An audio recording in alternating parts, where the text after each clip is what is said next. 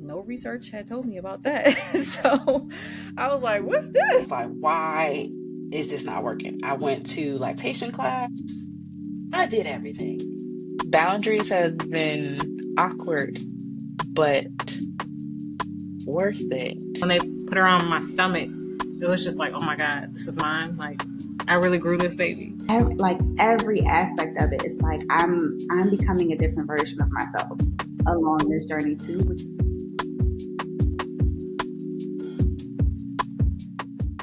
Welcome to another episode of Autonomous Birth.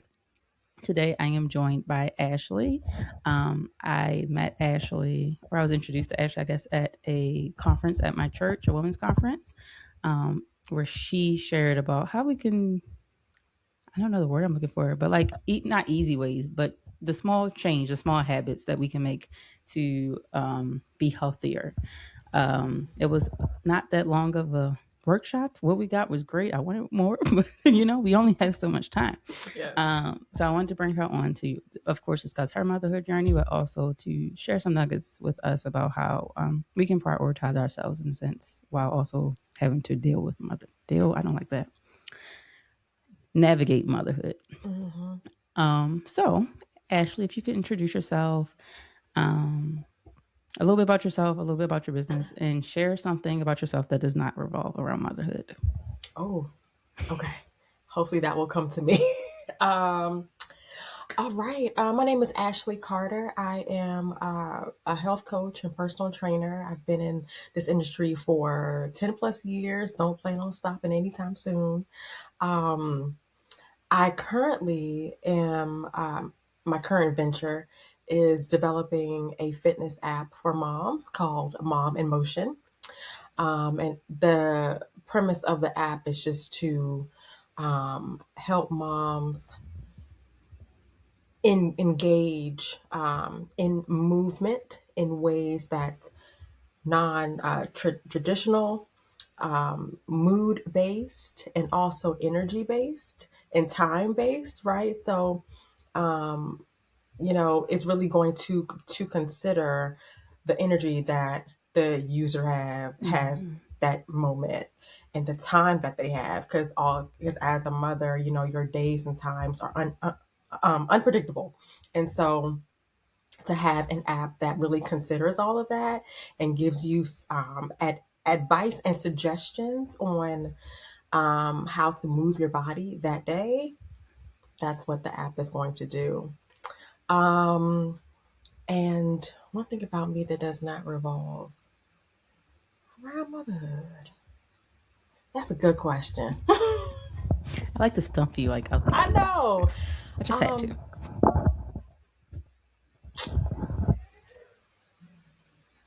Oh gosh. I mean, I guess my current work, which is hosting fitness classes, like I mean, that's what I enjoy doing. So that is what I'm doing, I guess. But if something else comes to me, I'll definitely share. But that's a good question. Okay. Mm-hmm. Thank you.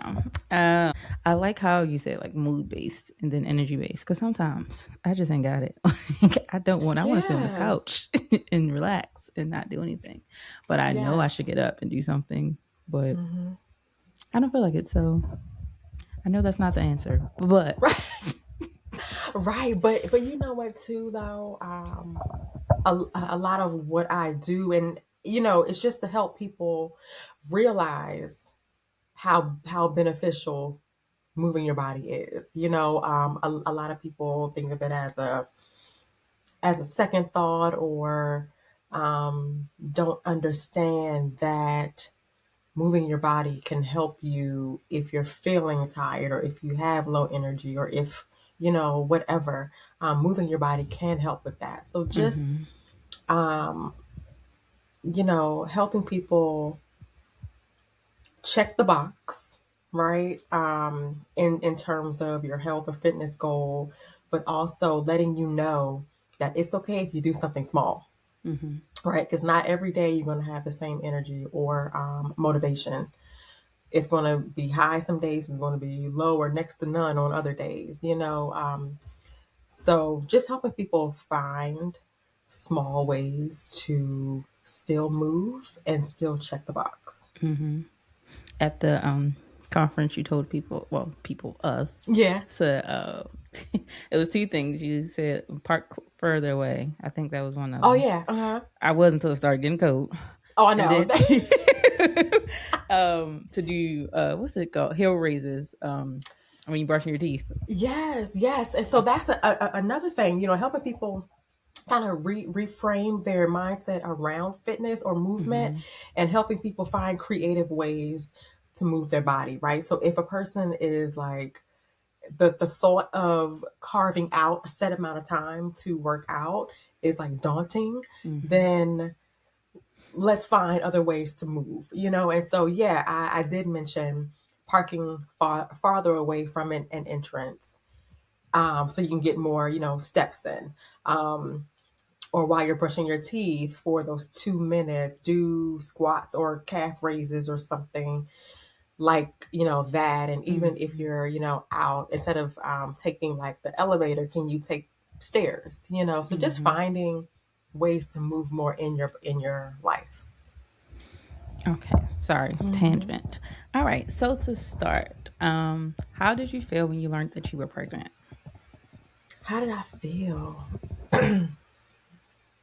I was excited.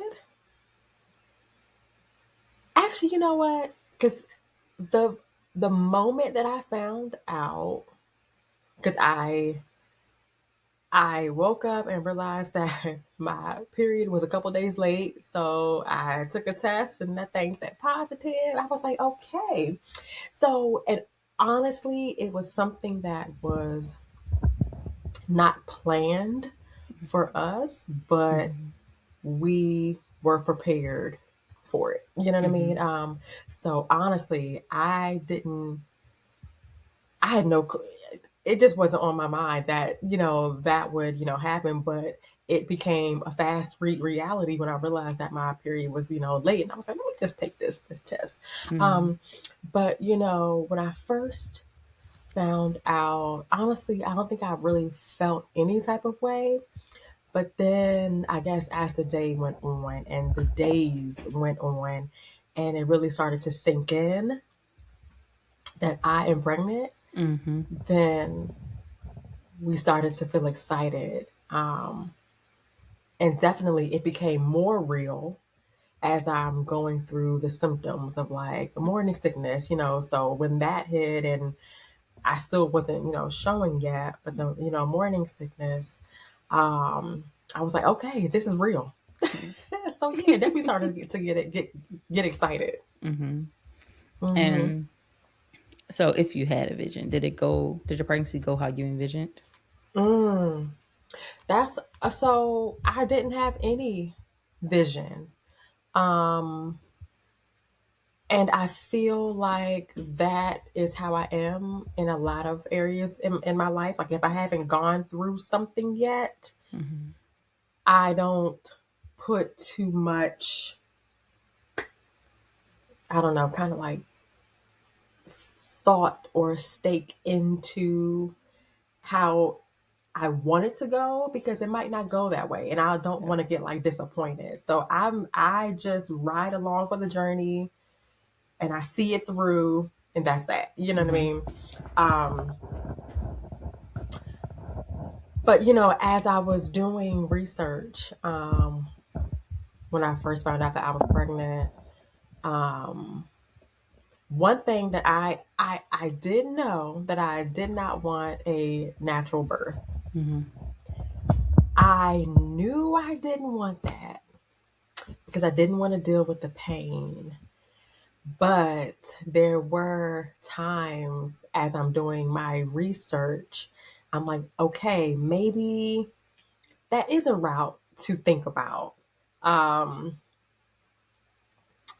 but that thought didn't didn't last too long. I was like, no, I think I'd rather, at least for my first one or for our first one, I'd rather be in a hospital setting. So yeah. And so, what did your pregnancy teach you about yourself and others? Mm. Well, about myself, my pregnancy, let's see. I would have to say,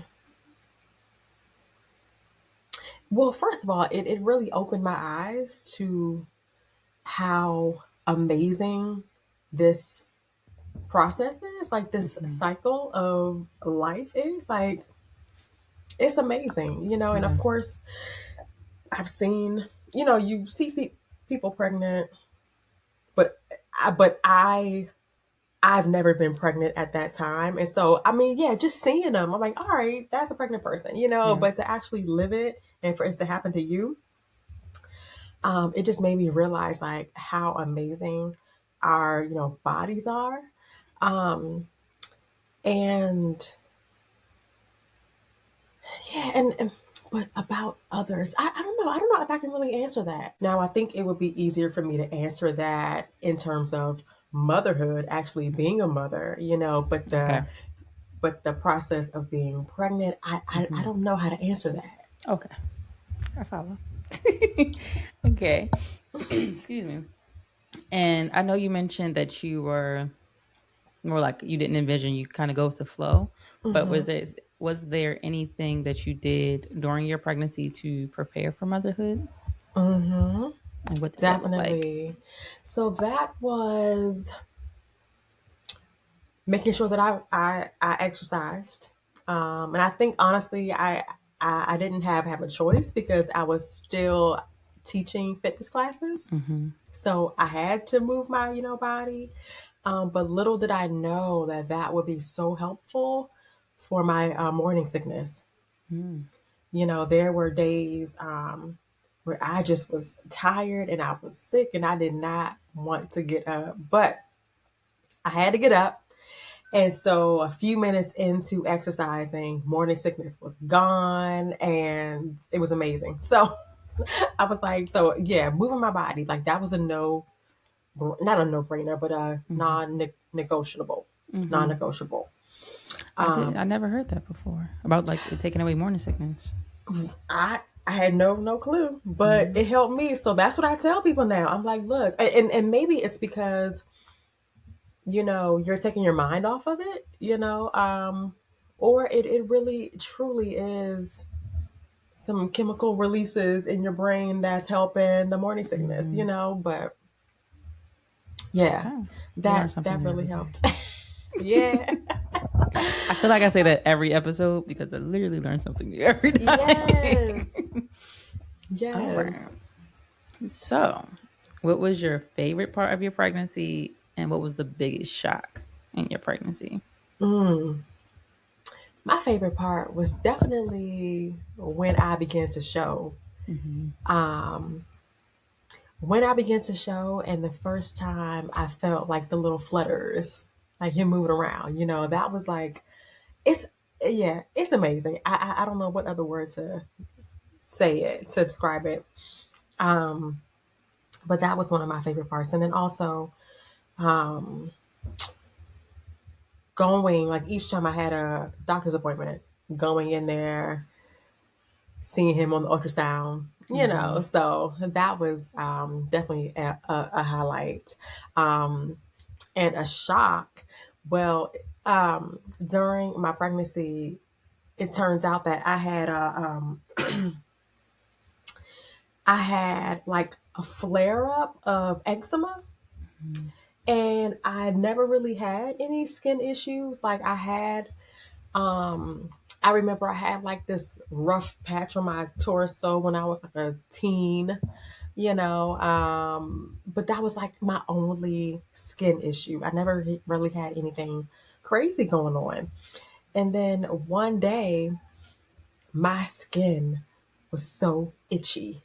It was so itchy, and I couldn't help but to scratch. Mm-hmm. And because I scratched, then it turned into bruises and turned into discoloration.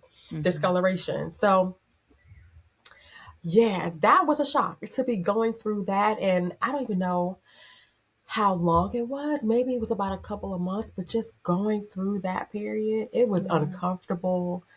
I had to take a bath, maybe like twice a day if I wanted some type of like relief from the Mm-hmm. itching. But yeah, so that was a shock. I had no clue I would be going through that. Yeah. But And it so just stopped randomly. it stopped when I gave birth, and Okay. that's what I was reading. Mm-hmm. I was like, well, I read that it would stop as soon as you give birth. And then I also read that um, women who go through that, chances are higher for them to have a boy. So, That's and I so had a random. boy. So, Does he have eczema? Eczema. no, I just said that's so weird. eczema, Eczema. eczema. No, Oh, no. But yeah, that's what I had read. So I was like, okay, let me find out. We about to have a boy. so interesting. The random things that will occur during pregnancy. Because why do I have Yes, to itch for 2 months yes. randomly? It was bad. It was really really Yeah. bad. um, but yeah, definitely random things. And I feel like there was something else random that happened. I can't think of it though. Um, oh my gosh, but yeah, definitely there's some crazy things that happen. I'm sure. Yeah. Okay. So, we will move into birth, but another part of that process, of course, is your birthing team. So, what did your birthing team look like? Was it Jesus? Rewind. Okay. What did your birthing team look like? And like, did you have a doula? Was this a doctor you've been seeing for years, et cetera, et cetera? Those type of things. Right. So you know what? No, I actually. So the team of doctors that I had been meeting with, excuse me, the doctor that I had the day that I was giving birth was a doctor I've never met before. Mm-hmm. But she was a part of the team of doctors that I was seeing. And I was supposed to see her one day, but I think she had to cancel because Mm-hmm. someone was giving birth. And so I had to see one of the other doctors that I have seen before. Mm-hmm. So, but honestly, I'm fine with that. Like I've had friends who were like, yeah, I've had my same, the doctor who delivered, I've had her for years, and I'm like, that wasn't me, but I'm okay with that because Mm-hmm. I actually liked the doctors, and the doctor that delivered um my baby, she was so supportive. Like I remember as I'm sitting there and things about to go, she was like, she stood by my side. She looked in my eyes. She's like, you can do this. She, Mm-hmm. and I was like, okay. Believe you. Yeah.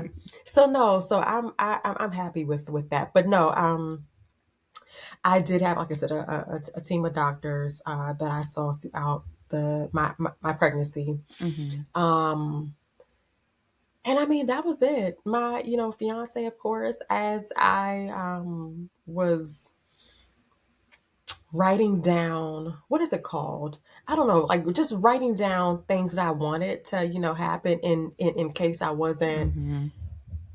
Your birthing plan. coherent. Yes. Um, giving him that, list and, talking about that. So yeah, he was part of the team too, of Mm-hmm. course. Um, but that was it. I did not have a doula, although I did look into that um, at a brief moment. Um, but yeah, All right. One of the funnest girl. Ew. yeah, One of that is not a word, Naja. One of the more fun parts of this. Tell me your birthing story. Or rewind, yeah. actually. Well, part of your birthing story, but how did you realize that you were in labor and then the birthing story? If you were not Mm, induced. yes. So okay. So about, I don't know, a couple weeks to a month before um, I was about to give birth, my routine was looking like me waking up in the middle of the night, like every night, like around 3, 4, 5 in the morning. I would just get up, right? And so this one night, I got up because I had the urge to poop. So I was in the bathroom, sitting there chilling, and what happened? So I'm sitting there on the toilet, and I felt light pressure, right? And of course, I've heard of the Braxton Hicks. So I was like, I wonder if this is it, right? So, but I kind of chalked it up to it being that. At that time, I was a little constipated. So I was, straining a little bit on the toilet. And so when I went to wipe, I saw some blood. And I was like, okay. So I wiped again with some new tissue. I wiped again with some new tissue. Just to make that known. So I specifically made sure I just wiped my butt, right? And nothing was there. And so then I wiped my vagina, whatever. And I was like, okay, the blood is there. So that's when I called the doctors. And at this point, it's like 4 in the morning, right? So I called the nursing hotline, and they were like, okay, well, just come on in just for a safe, measure, because, blood shouldn't be happening anyway. Yeah. But still, at that point, I wasn't nervous, So I woke my fiance up. I was like, all right, it's time. And we had our bags set, because actually that was Monday morning. So it was like 5 a.m. How do you remember Monday. that? I mean, Oh, guess. yeah, I guess. I do. Well, yeah. Now you got me trying to see if I remember. Proceed. I'm sorry. Yeah, I do. So that was, yeah. And also it was actually Labor Day. Okay. It was Labor Day. That So that's helps how I remember too. So yeah, it was 5 a.m. on Monday, and actually my due date was two days later. So Okay. on the Wednesday. But anyway, so I was like, all right, let's go.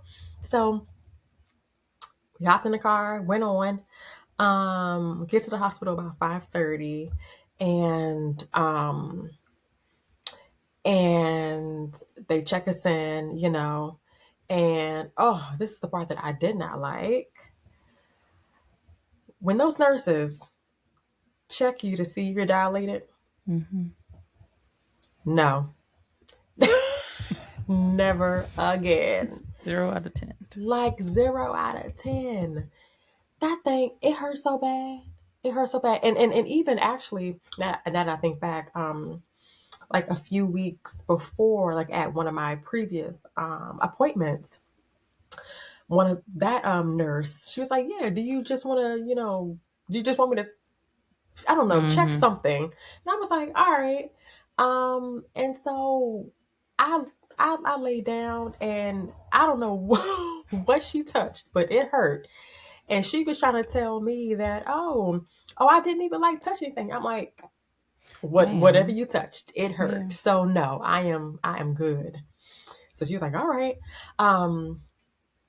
So anyway, so back to the story. So yeah, so uh one of the nurses there, or not a nurse, I don't know what she was. I guess I don't know what she is. I'm sorry, but as she was checking me in and taking all my information, she was like, "All right, well, let's see how how far you are, or whatever." And she went to go check me, and that thing hurt. I was like, "Oh gosh, no, no, no!" But I braved through it because I felt like at that point, like that's something that had to be done, right? So anyway, so she was like, "All right, you're like," I think she said like you're 2 or 3 centimeters.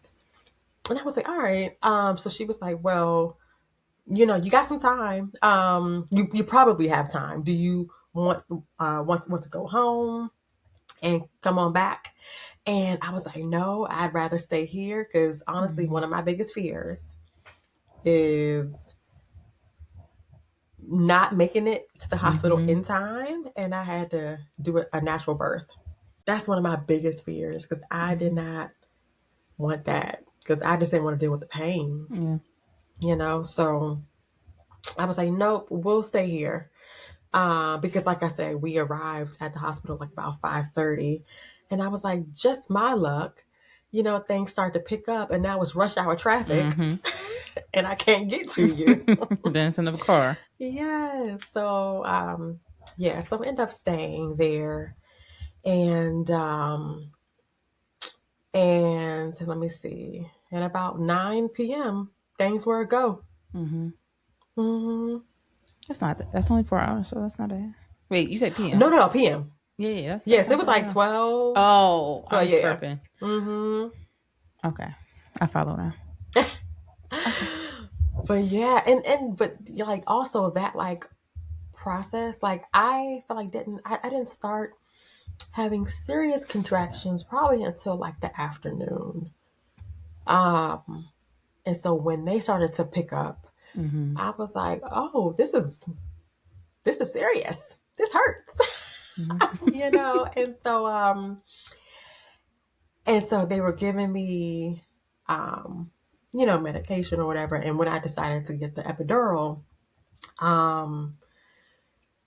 they did that, and I'm like, all right, that helped a little bit. But then it was a period where I felt this pressure in my rectum, and nobody told me about that. I only thought like the contractions, were going to be in your stomach, like your ab area. But nobody told me about the rectal pressure that the epidural did not take care of. Oh. So that was very painful. And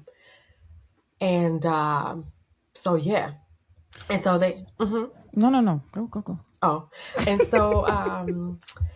so that was so bad at a time. They had to come back in. They gave me like another booster or whatever. And it just still didn't help. Like that was really painful. And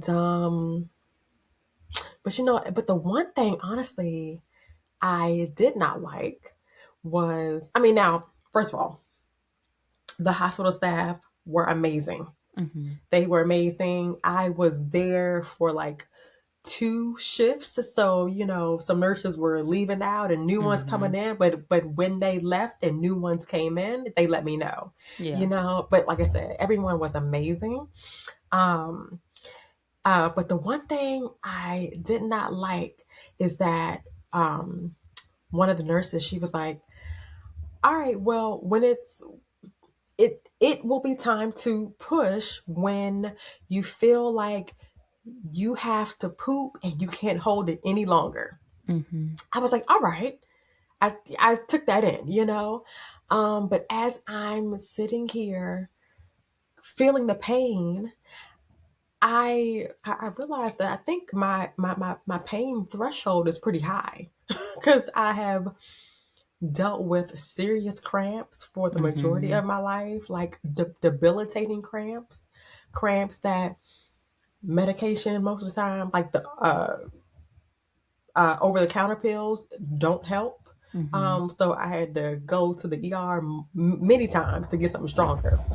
So I feel like my pain threshold was really, really high. And so, so when she told me that, I was really waiting for this unbearable pain, which it was painful, but I was like, oh, well, this is it. It's I'm probably waiting for something worse. Yeah. Anywho, but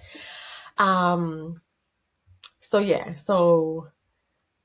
but the pain that I was dealing with was just a lot, right? Like I said, I feel like it wasn't the worst pain. I was waiting for it to get worse. But what I was dealing with, I dealt with for hours, and that was enough.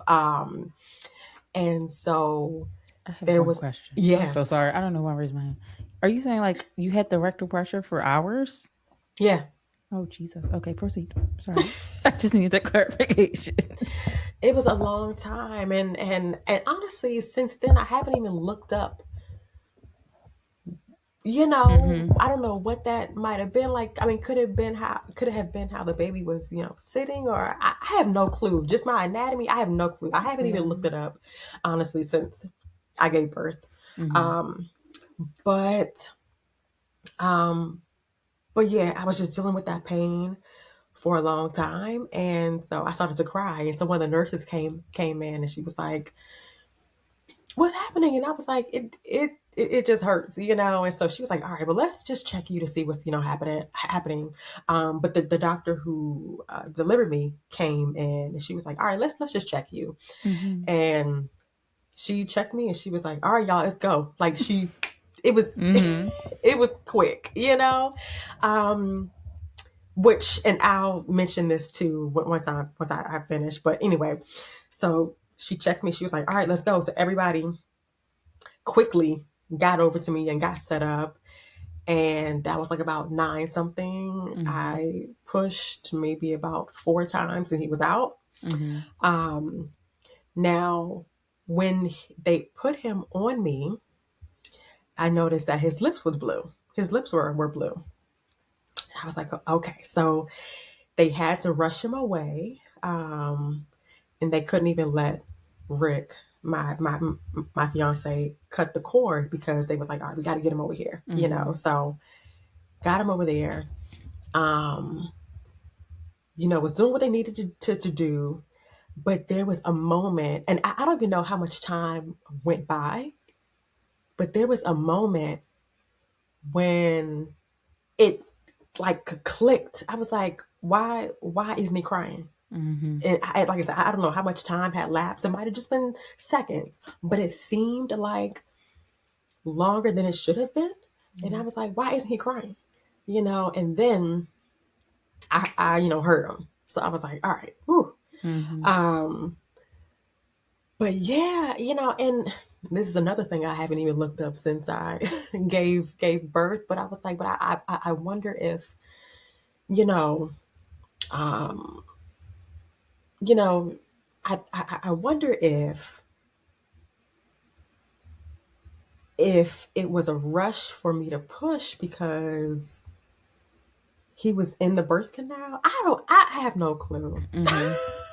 I really should have looked this up. I honestly, but I was just You thankful had a lot of that things going on. I did. I mean, but like even after, I should have like looked it up. But I was curious though to why his lips were blue. But Yeah. honestly, the fact that he came out healthy and everything turned out to be fine, I was like, oh, all right, kind of just went out my head.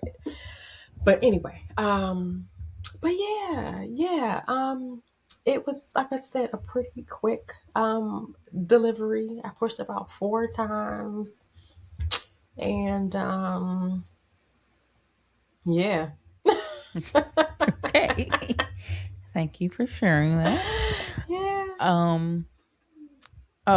Okay. Sorry, my brain was mush. So after they, got him together and cleaned up and everything, and you held him for that first time, like, how did you feel seeing him and having given Oh, birth to your baby? yeah, that was such a surreal feeling. Because I'm like, all right, you are now on the outside, and I can see you. I mean, it honestly was kind of like, it's kind of like you're holding this like little stranger because you're seeing this person for the first time. But I was thankful and happy to be holding him. And yeah, it was just a really happy like feeling. It was a really happy feeling. Sorry. Okay. Mm-hmm. All right. So you've given birth, and now it's postpartum. Excuse me. What was that first month postpartum like for you? Mm. You know, well, let me say this. Like there, the whole time that I was pregnant, I've heard stories and read stories about people going through postpartum depression and how serious that could be. And so honestly, I was like, preparing myself for that. I was like, well, if this happens to be me, I want to make sure that I know the signs. I want to make Mm-hmm. sure that I know who to reach out to, a professional or whatever, and just, so I was really getting myself ready for that, if that were to happen to me. And I don't think it did happen to me. Honestly, I think I felt pretty level headed. Mm-hmm. I feel like the first couple of months, though, maybe I might even go as far as saying maybe like the first 3 or 4 months, I feel like I was on such a high. Mm-hmm. I was excited to be a mom and to have a baby. Um, and I had my baby at 38, Mm-hmm. so a little bit older. Um,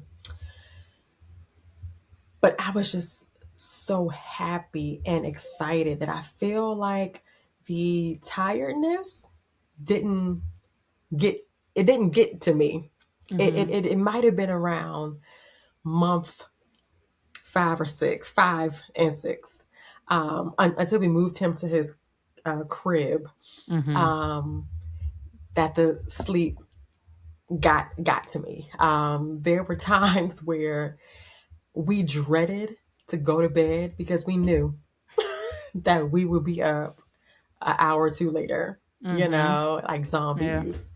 Um, but yeah, but like the first, well, you asked about the first month. I think that the first month went well for us. I Mm-hmm. feel like I was level headed. Um I feel like I didn't have too much on my plate. Therefore, I was able to really just be present Mm-hmm. with him. Um I I took advantage of taking naps when he would take a nap. Yes. Um and yeah, I don't know. It was just such a wonderful feeling. Like I had so much joy Mm-hmm. in being a mom that first month, holding him, just doing all the things, and I really enjoyed uh, breastfeeding, Mm-hmm. because that was a time to bond, and it was just another, I don't know, thing that I was fascinated by. Yeah.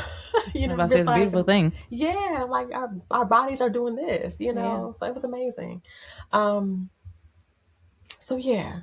Just want to take a quick break to highlight another business. Want to turn heads without breaking the bank? Let your beauty shine with Carrot Cosmetic Creations. Morgan Carey is a certified makeup artist serving the DMV and Baltimore area behind Carrot Cosmetic Creations. She's got you covered, whether it's for a night out, a photo shoot, or you just want to feel fabulous for that day because you deserve. Morgan Carey offers a full face beat, just eyes, as well as base only. And a nice plus, she also offers false lash application. If you don't know, it is incredibly hard. Well, at least for Naja, it's incredibly hard for me to put some lashes on, hence why I don't have any on. Morgan Carey also offers one-on-one walkthrough lessons with beginners, teach you different tips, tricks, and techniques for you to complete your own makeup at home. Let Carey Cosmetics help you enhance your natural beauty, celebrate your individuality, and step into your power. Book with Morgan Carey via the link in the description and follow her and her business on Instagram at Carey Cosmetic Creations. Thank you for listening. Please be sure to follow our highlight for the day, aka Morgan, our guest, and our page. Let's get back to the episode. How was your breastfeeding journey? Did you feel like you were well informed and you had the support that you needed to be successful in that journey? Yeah, I did. Now in the beginning, like the day he came out, it was painful. Mm-hmm. Um, I was like, is it supposed to be like this? Like, if it is, I might rethink, but not really. I'm just joking because honestly, I did want to breastfeed, so I would probably deal with whatever I had to deal with. Um, but no, it was painful, and I was like, wow. But I was told that it would get better, and so which it did. And so, and actually, I took it upon myself. Like, I had to be like maybe a few weeks after he was born to go see a lactation specialist just to make sure that he was latching on okay, and everything was fine there. Now, my body had different plans. So it was around month 6 that I stopped producing as much milk. Like when I would pump, I would barely get, I don't know, like a couple of ounces or an ounce or whatever. It was a little bit. So, and honestly, and I'm sure there could have been things that I could have done to ramp that back up, right? Because I had started to look into what can be done, you know. But when it really started to like settle in, I was like, you know what? I think I'm ready for the break because that is also a full-time job to do the pumping and then the proper cleaning of the things and the breastfeed and just it was just a full-time job. So actually around like month 6, I welcomed the fact that my body was slowing down. And I was like, all right, I'm fine with that. 6 months is good. Good stretch. So yeah, but the breastfeeding journey was fine for me. Did you have the support you envisioned? So, like, whether that be, I need to take this break for a minute. Can you sit with the baby? I need a shower. Those type of things. Definitely. Because I feel like we were and are a really great team. And then also we had our parents too. My mother, when she was living, she would happily come on over, watch him while I did what I had to do, or I can bring them over there or bring him over to her house. And she'd watch him, and I'm like, I just need a nap for like an hour. She was like, okay. All right. So definitely had that support. Okay. And so, with that, I always like to kind of follow me here. It's about to be a little bit of a yapping. That's fine. You like growing up, at least, obviously I thought my mother was great, but like I feel like once you become a mother and then you see them step in for you, like, and like, oh, you're amazing type of things. It's like they really still take care of you even once you become a mother, and then when they step into that grandmother role. So I say all that to say, like, I guess, did you anticipate, I don't know, did you anticipate the help that your mother was going to give you? Like, did it make you see her in a different light once you did give birth and started raising your child and had her support? That's a good question. There was no doubt that she would do whatever I needed for her to do. But it definitely was fun to see her with a baby, because I mean, yes, we've had babies born in the family, right? But and whoever had a baby would come over, of course, take it to her, visit, but and that was just like a little snippet in time. Like it wasn't, I don't know what I'm trying to say, but I think what I'm trying to say is that to see her in like more often in this role taking care of a baby, I really hadn't seen that, you Mm-hmm. know. So yeah, but I, knew that she would be great with, him, because Yeah. um she was active, and she would play around with him. It was great, Mm-hmm. um but yeah, but just also just knowing who, like, the type of person she, was, um like, I had no doubt that she Mm-hmm. would step in whenever I needed her. Yeah. So yeah. But yeah, but it is such a funny thing, though, like I said, to see how she was with a baby, like I said, because I hadn't really seen that, Mm-hmm. and also, I haven't. And I have an older sister who doesn't have, kids, and so I just hadn't seen that, and Yeah. so it was cool to see her. So we earlier I asked you about what did your pregnancy teach you about others? Yeah. So we're gonna rewind back to that. What Okay. did your motherhood journey teach you about others? Like how did your platonic relationships evolve? Mm. Well, I really value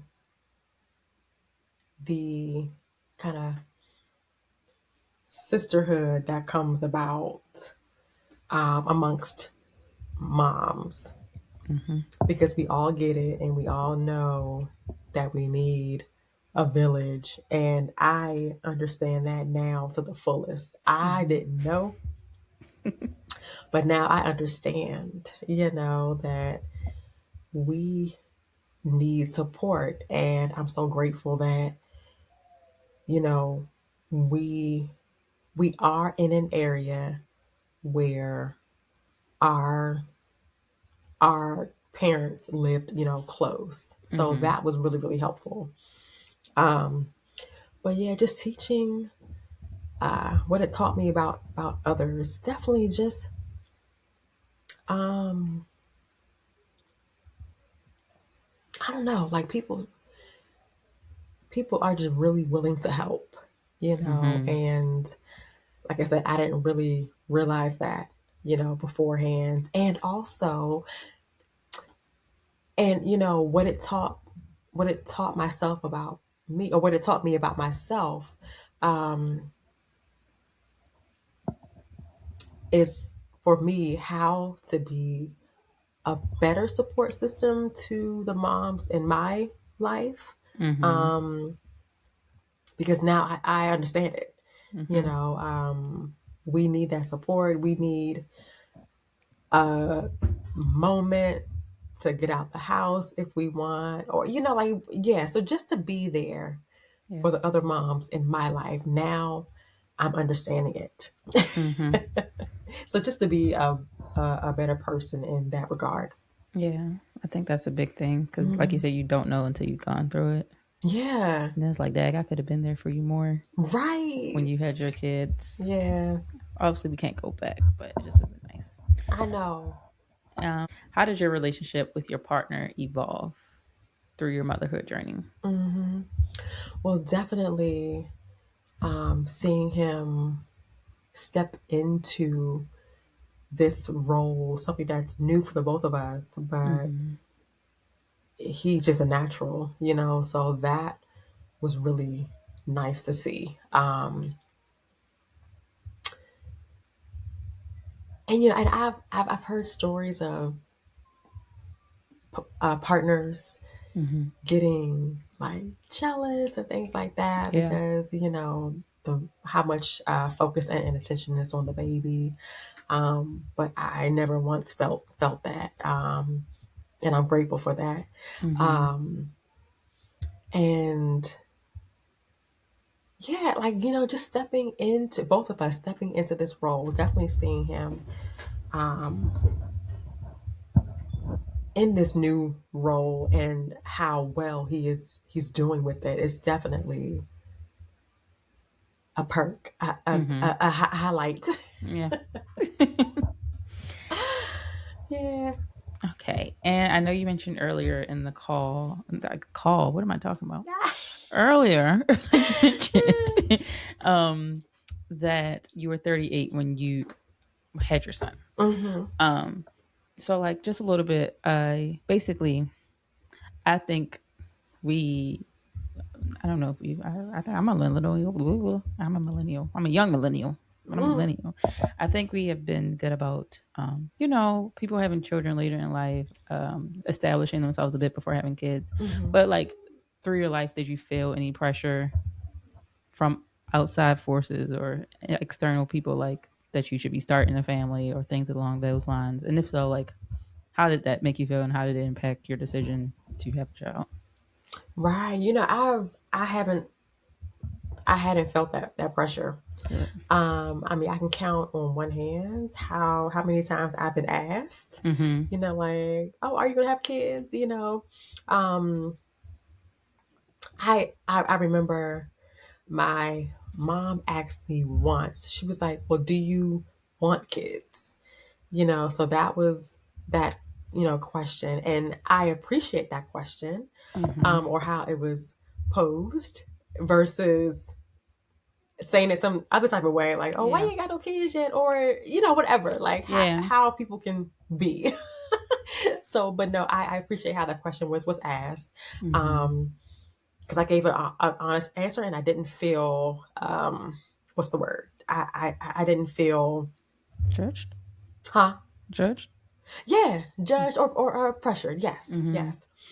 Um, but I do remember one of my older cousins, like older cousins. She, I don't know how old she was at that time, maybe like in her 60s or something. Mm-hmm. And I think I might have been like in my early 30s, maybe.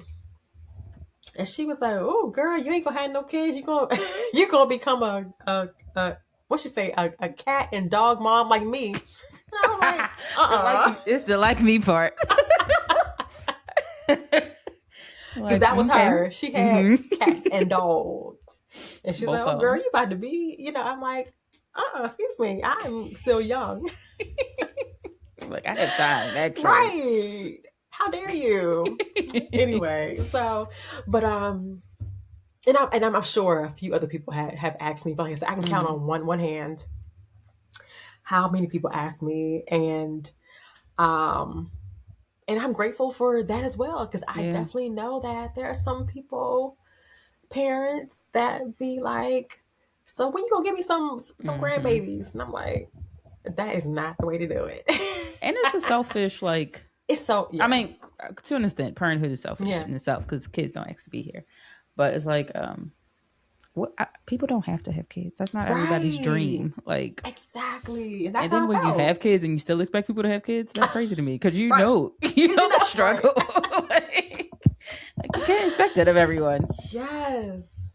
But That's how I felt, honestly, at, yeah. at that time too. Like, because I like never grew up like fantasizing about, oh, this is how my wedding's going to be. I'm going to Mm-hmm. have two kids, and I never grew up fantasizing about those things. Mm-hmm. Um, you know, so yeah. I love to hear it. With that and having him at 30, how do you think that lent to your motherhood journey? Like being, having gone through a portion of your adult life. I think having him later in life, benefited me, because I feel like I have done a lot. Therefore, I didn't feel like I was missing out on Mm-hmm. things. Like I was able to complete college. I lived in a couple cities at that time, a couple different cities at that time.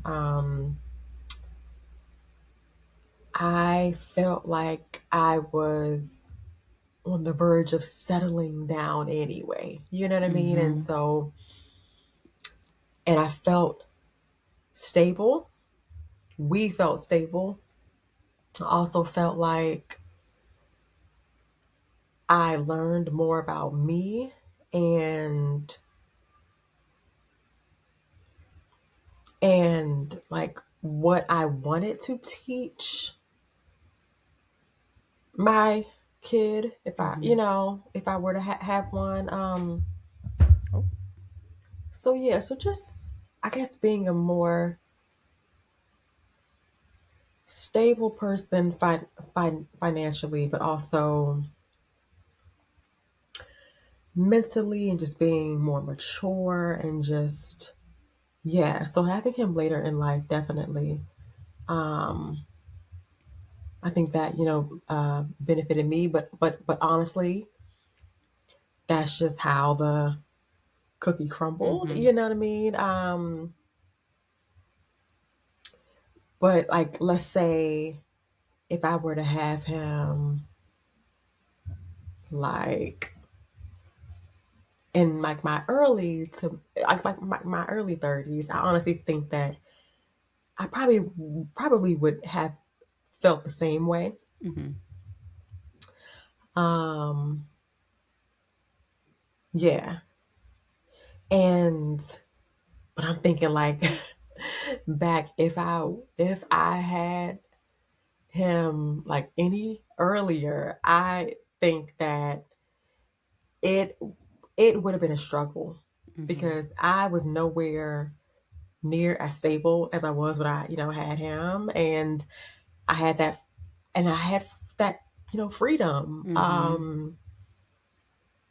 Yeah. So, but that's just how, like I said, it happened for me, and I'm sure at any age, we would have figured it out. It, Yeah. whatever. Um, but yes, having him now,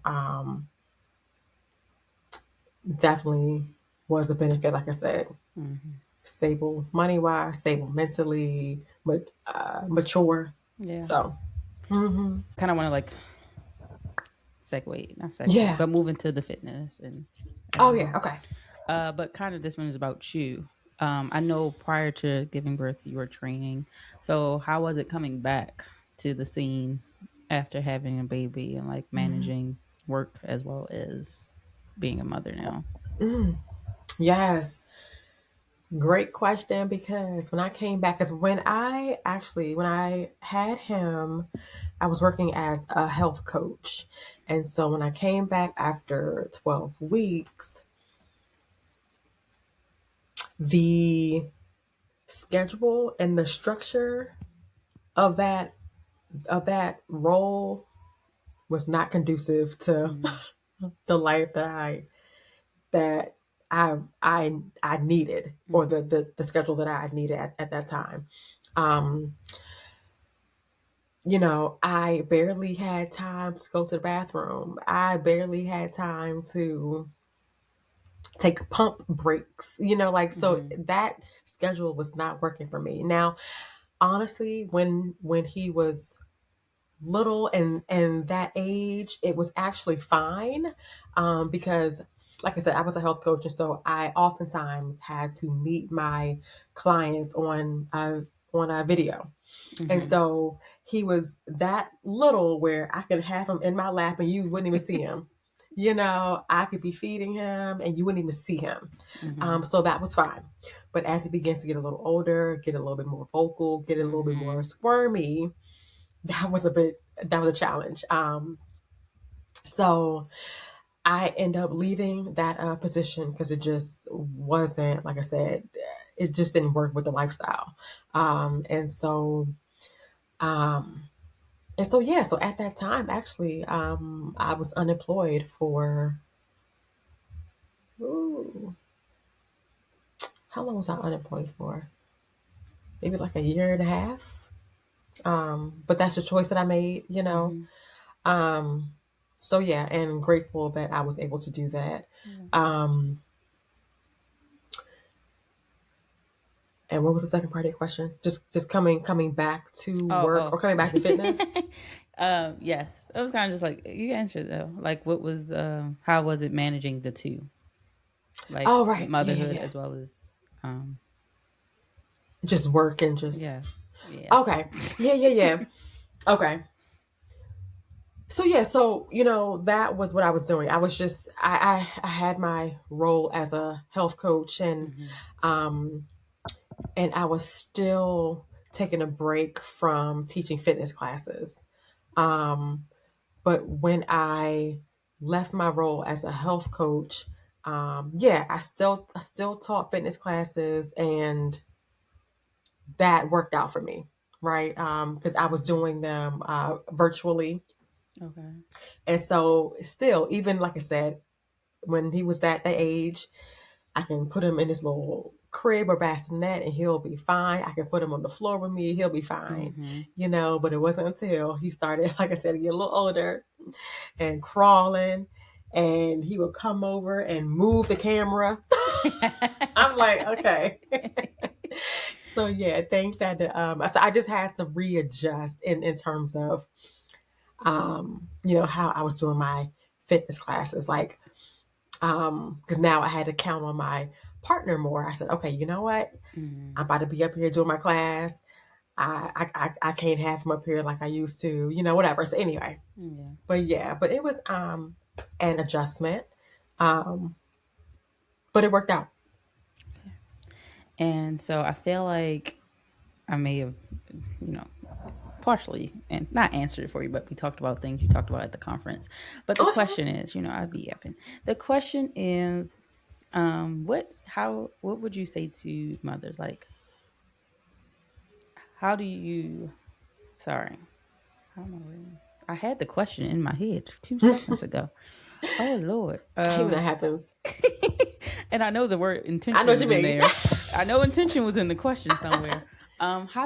What is your advice to mothers to be more intentional about moving their bodies and health in general, even if it's like, nutrition wise? Yeah. Even though it may seem like a chore and something extra to Mm-hmm. do, like it really is important to move your body. You know,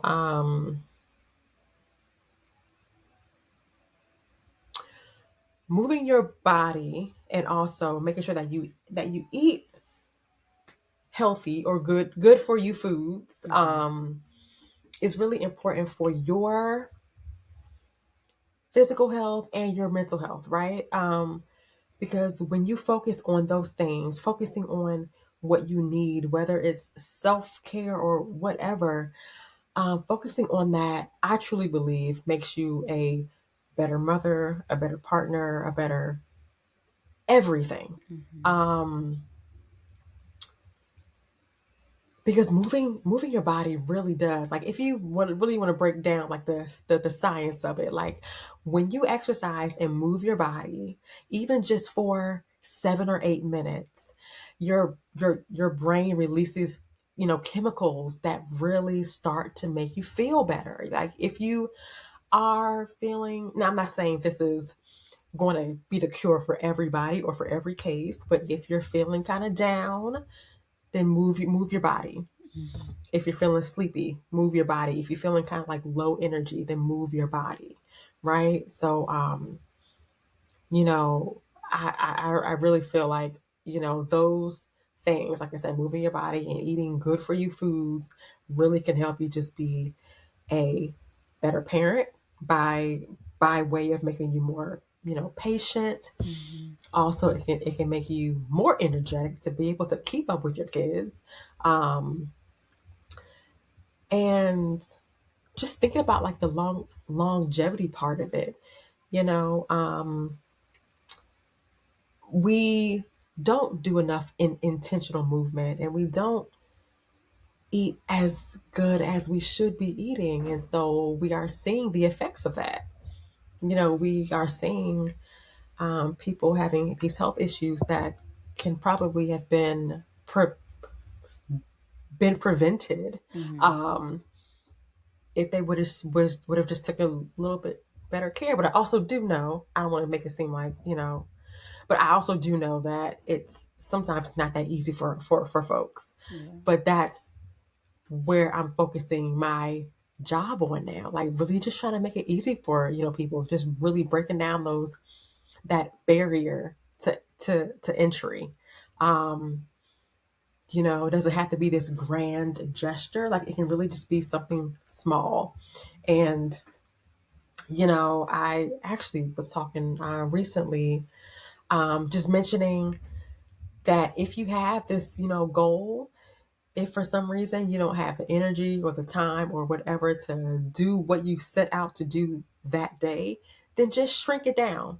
You are still checking off the box, you're still keeping up the habit, you're still keeping the pace going, so so yeah, it's so important to keep moving your body. And like I said, it may seem like a chore, and especially after having a kid, that may be the last thing you want to do. And when you have a break or a time to yourself, I'm sure the last thing you think about doing is exercising. You probably want to sleep or probably want to do whatever, Yeah. but that's why finding other creative ways to move your body would be helpful. Just trying to fit it in. Trying to find creative ways to move your body. Okay. And you were saying good for you foods. I said that Yeah, right? Okay. yeah.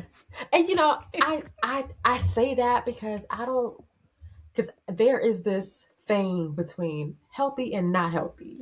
Like I don't want people to, I don't know, feel like they're being judged, or if so, I don't know. I really try to change that like language and say good for you or better for you foods, right? Because I don't want to say, oh, that's bad. I don't want people to feel like they're being judged or not supported. Yeah. But, there's always better options. So let's find those better for you Like options.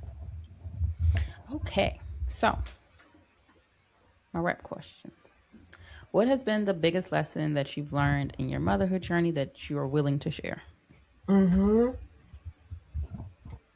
biggest lesson is the biggest lesson would be to appreciate your body. There is this narrative about like bouncing back after having a kid, and we should not focus on that. Like you just did something amazing. You gave birth.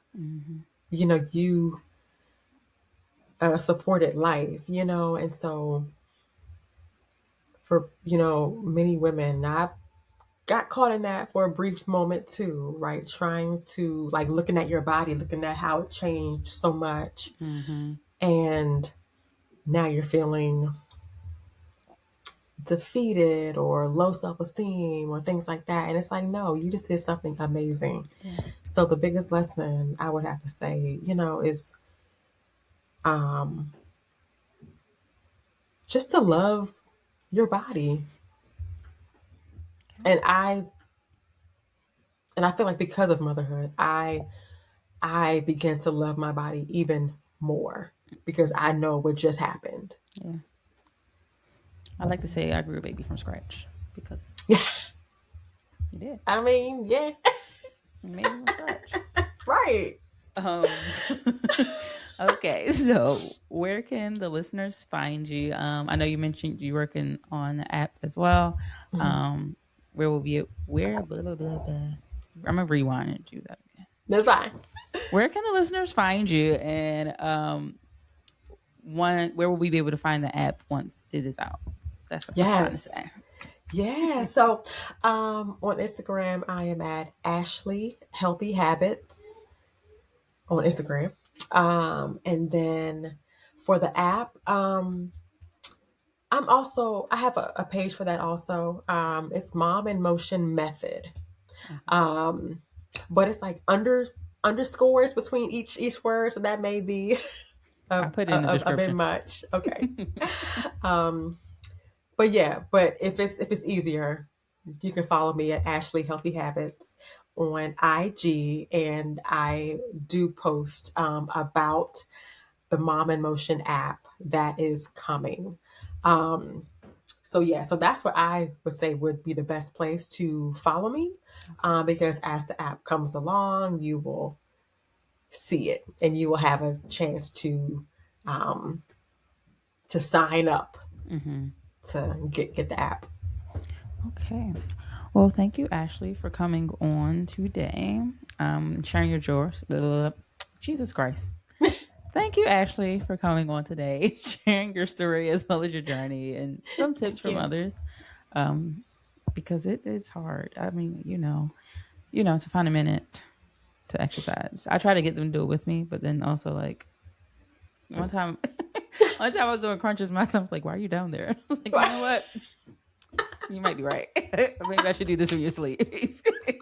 Right. But um, that's funny. Mine is the opposite. And anytime I get down on the floor, that's his chance to climb all over me. So, he adds but some weight to the exercise. right. Oh, but I did want to mention, I have an ebook out. So talking about this very thing, just finding creative ways to fit more movement in your life. And so you can find the ebook on my website, ashleycarterfitness.com. The title of the ebook is The Busy Mom's Fitness Guide. Okay. I like that because it feels like there's not enough hours in the day. Right. But that's the thing. And we don't have to make more. We just have to use the time that we already have. We don't have to try to make more or find more time. Yeah. Yep. Okay. Noted. I'm gonna try it. I'm trying because and it's also like sometimes are more busy than others. So Yes. like it's like okay, I'm going good and hard doing all of my workouts for the week for March through August. Yeah. And then like basketball season hits and it's like okay, when I get it, I get it. It's just Right. but But maybe there's some things that you could do while either he's at practice or mhm. actually playing a game. Like there's some things that you could probably be, doing. Maybe do some squats on the sidelines or take a lap My mother's around. over there squatting, but Huh? also I don't care. That, I said the people be like, his mother's over there squatting look, while the game's you going. don't we ain't worry about them. You gonna do You're what you right. gotta do. You're right. Also, ain't nobody going. Never. I'm so sorry. I was about to say something so crazy. I'm gonna plot you out with that. But it's like a Monique clip, and she's like, "Ain't nobody gonna punch me on my mouth about it." So Oh, right. that's always where my brain goes. Yeah. But okay, sorry. Well, okay, Ashley, thank you for being a guest today. Listeners, be sure to follow Ashley on Instagram and visit her website for all the moms. Get the ebook guide because we need it. And thank you for listening to this episode. And make sure you like, subscribe, do all the things that would make me happy. Thanks.